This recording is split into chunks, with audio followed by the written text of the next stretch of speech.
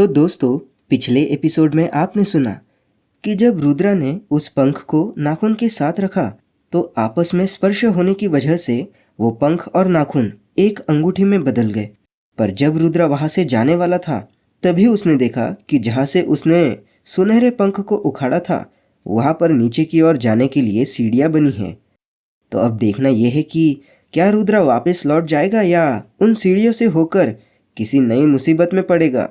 चलिए जानते हैं आज के एपिसोड में। आप सुन रहे हैं कहानी आदि शक्ति का रहस्य, एपिसोड 40। जब रुद्रा की नज़र नीचे बनी हुई गुप्त सीढ़ियों पर पड़ी तो कुछ पल के लिए वो इस पर सोच विचार करने लगा। पर जिज्ञासावश वो उन सीढ़ियों से होकर नीचे की ओर उतरने लगा। करीब 10 मीटर तक उन सीढ़ियों से नीचे उतरने के बाद वो एक बहुत बड़े कमरे में आया जहाँ पर अमूल्य रत्नों के 9 तरह के बड़े बड़े ढेर थे। वो ढेर इतने बड़े थे कि पृथ्वी पर के सभी राजाओं की संपत्ति को अगर साथ में मिला लिया जाए तो भी वो इसमें से एक ढेर की भी बराबरी नहीं कर पाते। उस सभी दिव्य रत्नों के ढेर से अलग अलग रंग की रोशनी निकल रही थी और उस रोशनी से पूरा कमरा ही जगमगा रहा था। इतनी सारी अकूट संपत्ति को देखकर रुद्रा का चेहरा चहक गया, पर अगले ही पल वो नाराज हो गया क्योंकि इतनी सारी संपत्ति होकर भी वो इसका 1% भी अपने साथ नहीं ले जा सकता था। फिर कुछ सोचकर उसने अपनी कमर से एक कपड़ा निकाला और उसमें हर एक ढेर के 10-10 रत्न उठाकर उस कपड़े में रखने लगा। अभी वो उस कपड़े को गांठ मारने ही वाला था कि उसकी नज़र उन 5 पत्थरों पर पड़ी जिनका रंग काला था। उनमें कोई चमक तो नहीं थी पर एक प्रकार का आकर्षण जरूर था। रुद्रा ने उन 5 पत्थरों को उठाकर कपड़े में रख लिया, फिर गांठ बांधकर उस कपड़े को अपनी कमर में बांधने लगा। तभी अचानक से उसकी अंगूठी से प्रकाश की किरणें निकली और वहां मौजूद सभी रत्नों के ढेर से टकराई। दूसरे ही पल वो सभी रत्नों के ढेर वहां से गायब हो गए। अभी कुछ क्षण पहले वो कमरा रत्नों के प्रकाश से जगमगा रहा था, पर रत्नों के गायब होने से पूरे कमरे में अंधकार छा गया। ये देख रुद्रा घबरा गया।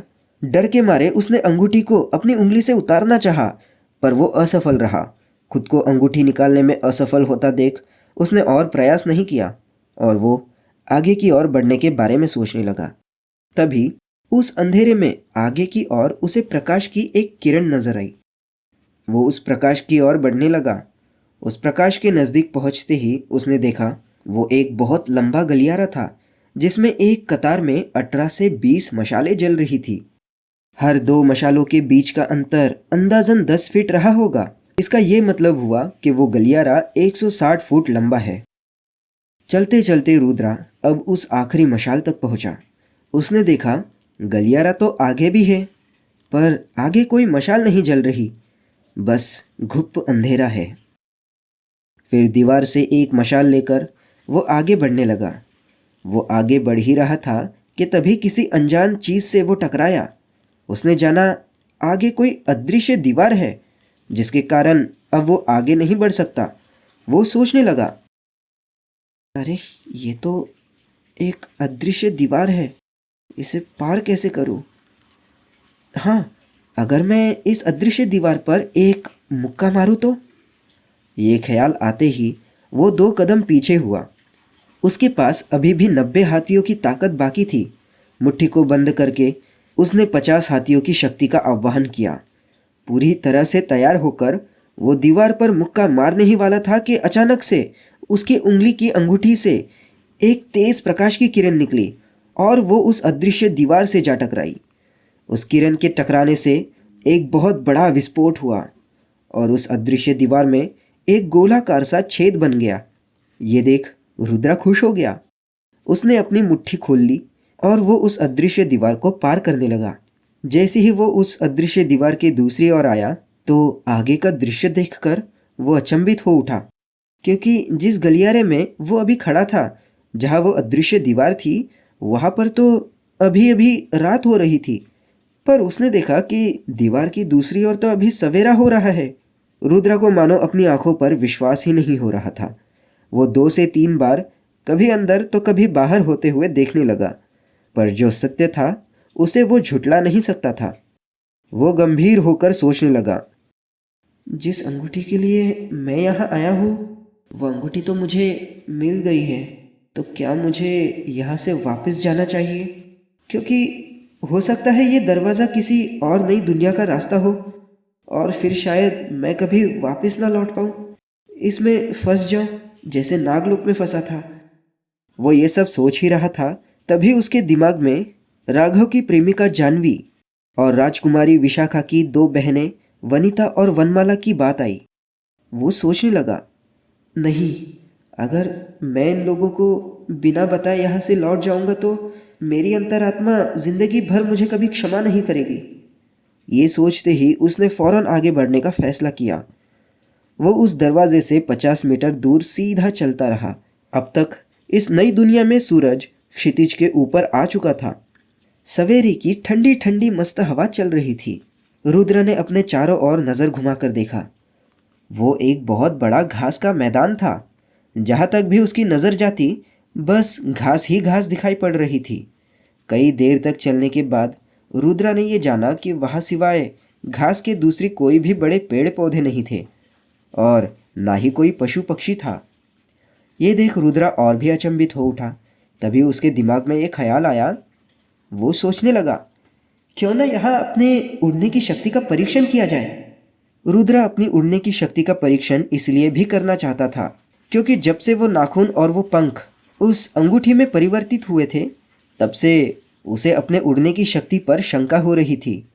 उसने अपने मन में उड़ने के बारे में सोचा कि मुझे 100 फीट ऊंचाई पर पहुंचना है और दूसरे ही पल बगैर हाथ को उठाए ही वो करीब 100 फीट ऊंचाई पर जा पहुंचा।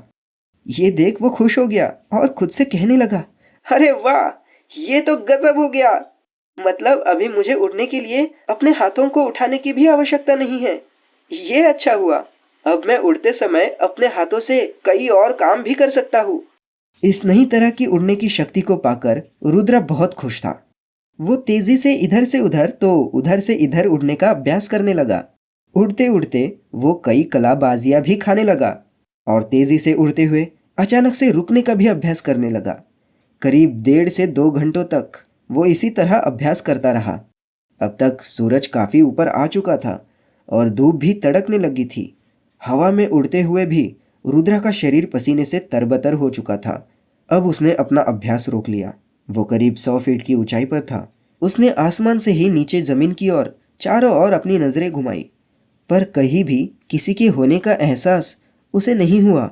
वो सोचने लगा, हो ना हो ये शायद फैजी दुनिया है जहाँ सिवाय घास के जीवन का और कोई प्रमाण नहीं है।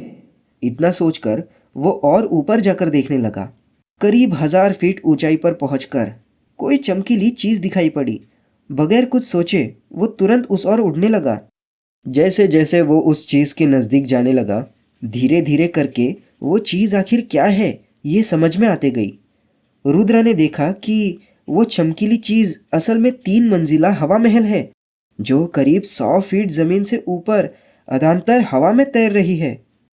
हवा महल की सारी दीवारें संगमरमर के पत्थर से बनी थी, इसीलिए सूरज की रोशनी में वो महल किसी चांदी के समान चमक रहा था। महल के हर एक दीवार पर, हर एक स्तंभ पर बारीक नक्काशी काम किया हुआ था। ये देख रुद्रा सोचने लगा, इतना सुंदर महल इस तरह हवा में आखिर किसने बनाया होगा? तो दोस्तों, उस अदृश्य दीवार को पार करके आखिर रुद्र ये कहाँ पहुंचा है? इस नई दुनिया में जहाँ घास के मैदानों के सिवा और कुछ नहीं। क्या ऐसे में रुद्र वहाँ किसी इंसान को ढूंढ पाएगा? जिस हवा महल के सामने रुद्र अभी खड़ा था, आखिर उस मायावी महल के पीछे का राज क्या है? जानने के लिए सुनिए अगला एपिसोड।